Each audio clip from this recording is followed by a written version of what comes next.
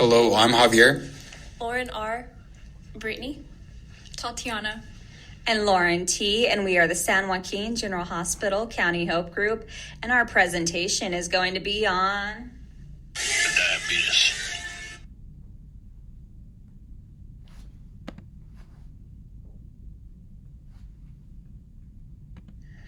Did you know about 38 million adults have diabetes, and 1 in 5 of them don't know that they have it?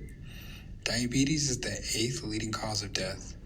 Type 2 diabetes accounts for about 90 to 95% of all diagnosed cases of diabetes, while type 1, on the other hand, accounts for about 5 to 10%. Diabetes is the number 1 cause of kidney failure, lower limb amputations, and adult blindness. And get this, in the last 20 years, the number of adults diagnosed with diabetes has more than doubled. Diabetes is a chronic disease that occurs when the body doesn't process food properly to create energy, resulting in high levels of blood sugar. So there are 2 types of diabetes, type 1 and type 2. Type 1 is when the pancreas does not make insulin because the body's immune system attacks the beta cells in the pancreas that make the insulin. And then type 2 is when the pancreas makes less insulin than used to and your body becomes resistant to insulin. symptoms of diabetes include increased thirst, dry mouth, frequent urination, fatigue, blurred vision, weight loss, numbness, and slow healing wounds. Hyperglycemia is very common and happens in 1 out of 10 people with diabetes. For a person with diabetes, a blood glucose higher than 125 milligrams per deciliters while fasting would be considered hyperglycemia.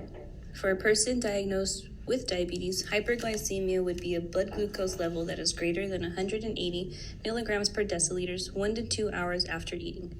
Hyperglycemia can lead to diabetic ketoacidosis, which can lead to coma or death. Early symptoms of hyperglycemia include increased thirst, hunger, frequent urination, headache, and blurred vision. Some long-term symptoms of hyperglycemia are fatigue, weight loss, vaginal yeast infections, skin infections, and slow healing wounds. Hypoglycemia is common in people who have diabetes. For people with diabetes, hypoglycemia is when your blood sugar level is less than 70 milligrams per deciliter. For most people without diabetes, hypoglycemia is when your blood sugar is below 55 milligrams per deciliter. Hypoglycemia must be treated immediately by eating or drinking carbohydrates. Severe hypoglycemia can be life-threatening. Symptoms of hypoglycemia include shaking or trembling, weakness, sweating and chills, extreme hunger, faster heart rate, dizziness or lightheadedness, confusion or trouble concentrating, anxiety or irritability, color draining from skin, and tingling or numbness in lips, tongues, or cheeks. Severe hypoglycemia is life-threatening and requires immediate medical treatment. Symptoms of severe hypoglycemia include blurred or double vision, slurred speech, clumsiness or difficulty with coordination, being disoriented, seizures, loss of consciousness. Hyperglycemia must be treated with glucagon. diagnosis of diabetes. Aside from any of the signs and symptoms listed in the previous slides, you can get a fasting plasma glucose, which would be equal to or greater than 126 milligrams per deciliter, and it should be fasting, meaning no caloric intake for at least 8 hours. You can also take a glucose-rich drink, which the results should come back greater than 200 milligrams per deciliter, or a hemoglobin A1C greater than 6.5%. And this tests blood sugar levels over the past 2 to 3 months and should be repeated on a different day. Treatment for type 1 diabetes includes taking your insulin. There are various types of insulin, such as short-acting, rapid-acting, intermediate-acting, long-acting. You'll probably need several daily injections that include a combination of both long-acting and rapid-acting insulin. Just to compensate, these injections act more like the body's normal use of insulin than do older insulin regimens that only required 1 to 2 shots a day. A combination of 3 or more insulin injections a day has been shown to improve blood sugar levels. In addition to taking insulin, one must count carbs, fats, and proteins, monitor blood sugar often, eat healthy foods such as fruits, vegetables, and whole grains, exercising regularly, and keeping a healthy weight. All of these treatments for type 1 is with one goal in mind: to keep the blood sugar level or as close to normal as possible to prevent or delay any complications. Now, as far as type 2 diabetes management goes, healthy eating, regular exercise, weight loss, possible diabetes medication or insulin therapy, and blood sugar monitoring. These steps make it more likely that blood sugar will stay in a healthy range, and they may help as well to delay or prevent complications. There are many nursing interventions that are included in the care of patients with diabetes. They include, but are not limited to, encouraging a healthy lifestyle by promoting physical activity and a balanced diet, educate the client on proper medication management, foot care, and blood glucose monitoring, monitor the client's progress and adjust the care plan accordingly, support dietary modifications, monitoring for complications, and promoting a healthy lifestyle.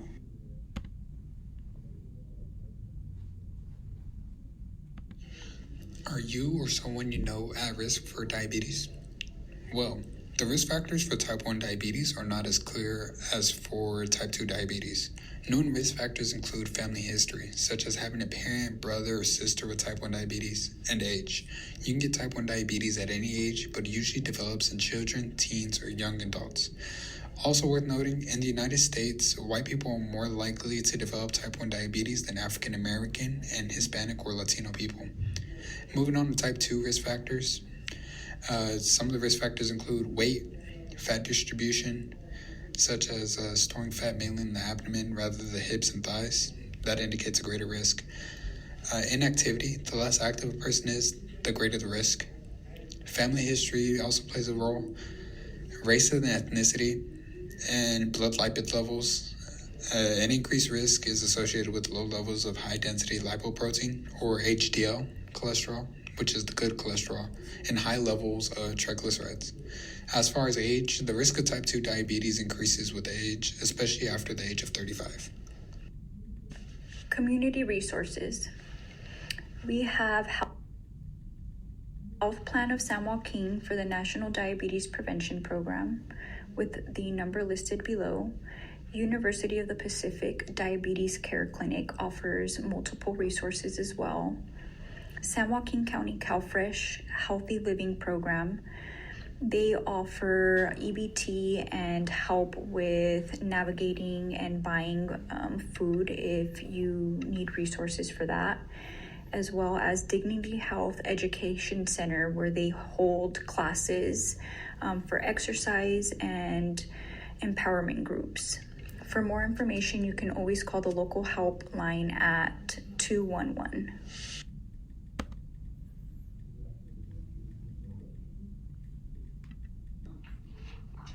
Okay guys, so in diabetes, you have hypo and hyperglycemia. And when you're in hypoglycemia, your blood sugar is going to be less than 70 milligrams per deciliter. Oh shit, ay, Dios mío! She's diabetic. Her blood sugar must be low. Tweet, check her backpack. I think she has a lollipop in there. It's a little dirty.